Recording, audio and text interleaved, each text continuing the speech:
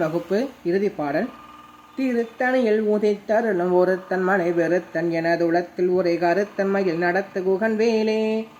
இத்தனை நாட்களாக நாம் சிந்தித்த அந்த வேல் அத்தனை அரக்கர்களையும் பொடி பொடியாக செய்து பல லீலைகளை புரிந்து விளையாடிய வேல் எங்கிருந்து வந்ததாம்? திருத்தணியில் உதித்து அருளும் முருகப்பெருமான் உதித்து அருளக்கூடியவர்.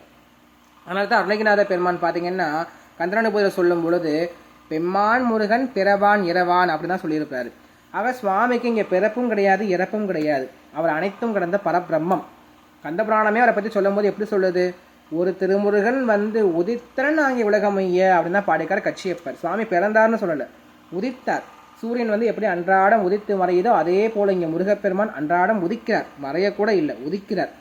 அப்பேற்பட்ட அந்த முருகப்பெருமானுடைய கைகளில் திகழக்கூடிய வேல் உதித்து அருளும் திருத்தணியில் உதித்தருளும் ஒருத்தன் மலை விருத்தன். விருத்தன்னா என்னன்னா மலைக்கிழவன் அப்படின்னு அர்த்தம்.